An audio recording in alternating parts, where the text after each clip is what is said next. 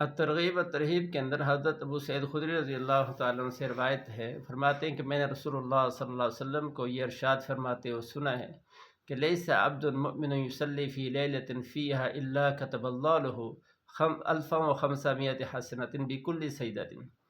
کہ جو مسلمان بھی رمضان کی رات کے اندر عبادت کرتا ہے، سجدہ کرتا ہے، اللہ جل جلالہ اس کو ہر سجدے کے بدلے میں 1500 نیکی عطا فرماتے ہیں۔ وَبَنَا لَهُ بَيْتًا فِي الْجَنَّةِ مِنْ يَاقُوتَةٍ حَمْرَاء،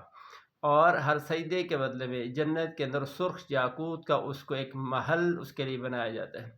جس کے فرمایا لہا 60,000 باب، جس کے 60,000 دروازے ہوں گے، اور ہر دروازے کے سامنے سونے کا ایک محل ہوگا جو سرخ یاقوت سے جڑا ہوا ہوگا۔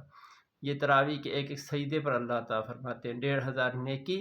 اور جنت کے اندر سرخ یاقوت کا محل جس کے 60,000 دروازے ہوں گے۔